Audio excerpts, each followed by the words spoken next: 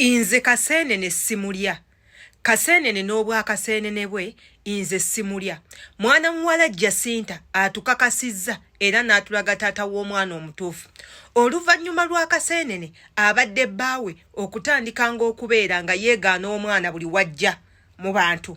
Buli waafuna obudde obukwata essimu ye n'akola akatambi kyabadde ng'asookerako okwogera kwe kwogera ku maama amuzaalira omwana teekako n'omwana we.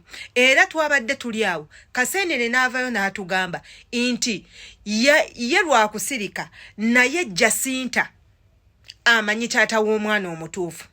Era n'atutegeeza n'atugamba olunaku Jacinta lwe yagenda okuzaala yagenda naye mu ddwaliro ng'akimanyi nti omwana si wuwe.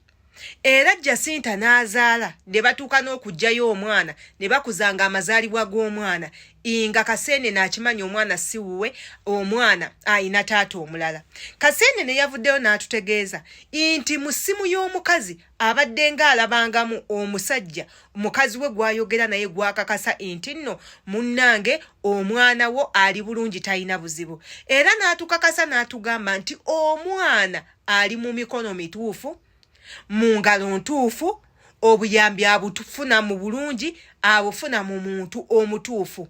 Era n'awooninga Jacinta n'amugamba nze toddangamu okwogera ku linnya lyange. Njagala ebyo byonna ebyaliwo bisigale mu kasirise tuleme kubireeta mu bantu kuba naawe okimanyi kiki nsobola okukola. Nsobola okubiggyayo n'embeera nga nkwanika. Jacinta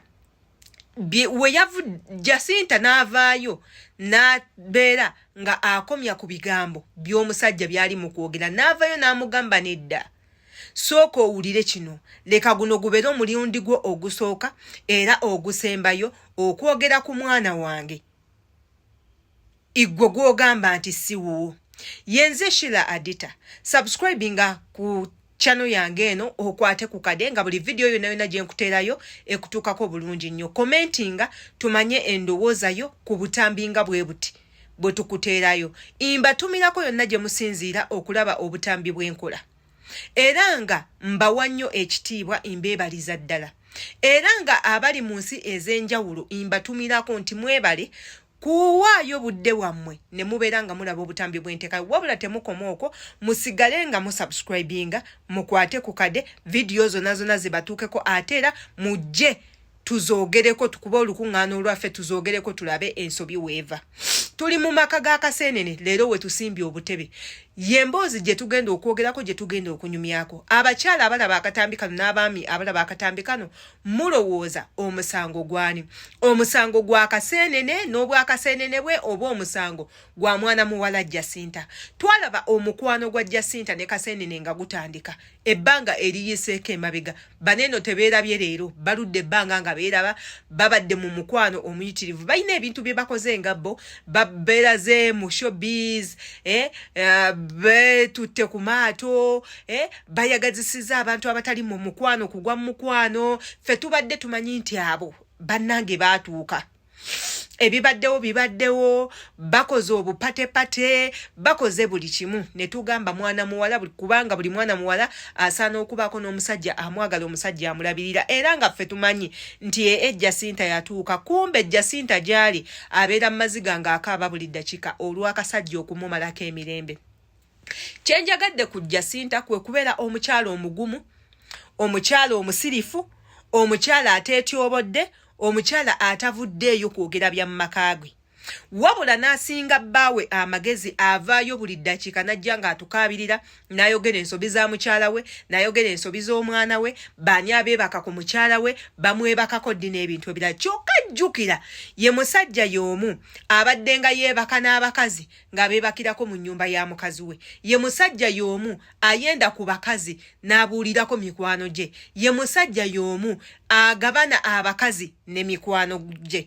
Ye musajja y'omu avumirira mikwano gye mu maaso ga mukazi we. Mukazi we n'amuleetera okubanga buli wamusobya talina gy'agenda kuddukira, anti bw'agamba kaddukire ew'emikwano gy'abasajja be gya bbaawe olwedde omusajja mikwano gye yajonoona dde wa mukazi we bw'agamba nti ye nga ye omukazi kaddukire mu mikwano gye emikazi olwedde nga ne mikwano gye emikazi yagigamba dda Jacinta oyo bw'ati ne bw'ati ne bw'ati kati ekika ky'omusajja bw'ati ombeera simwetaaga era mba ndabira ddala atyoboola ekitiibwa ky'abasajja ate ng'abasajja bangi nnyo abeeyisanga kaseenene abasajja bangi nnyo abakola abakazi ebintu bwe bitegeerekeka ng'avaayo nga byonna abisiba ku mukazi omusajja atasirikira kyama kya maka ge omusajja atyoboola ekitiibwa kya mukazi we omusajja atayina mizi bannange abeera mukazi kati bwebwe obusajja nga bukaseenene nze kaseenene sigenda musalira musango ensobi gye musalira kwe kuba n'omumwa ogw'oluwewere wabula nga ate Jacinta nkwebaza nnyo olw'okubeera omukazi omugumu omukazi omusirise tovangaawo kuuma omwana wo kuza omwana wo labirira omwana wo ekiseera kijja kutuuka kitaawe amwetaage era obusajja bwe butyo bwe mulaba ne bugana olabirira abaana bakyala bwe bamala okutuusa abaana gye balaga obusajja ne bujja ne butandika okukolima abakazi bangi nnyo basingle mothers olw'abasajja nga bakaseenene nkusaba busabi labirira omwana wo saba mukama omwana wo afuuka ekyamakulu mu nsi muno taata w'omutuufu ajja kuzuuka yenze Sheila Adita commentinga tumanye endowooza yo katambi nga kano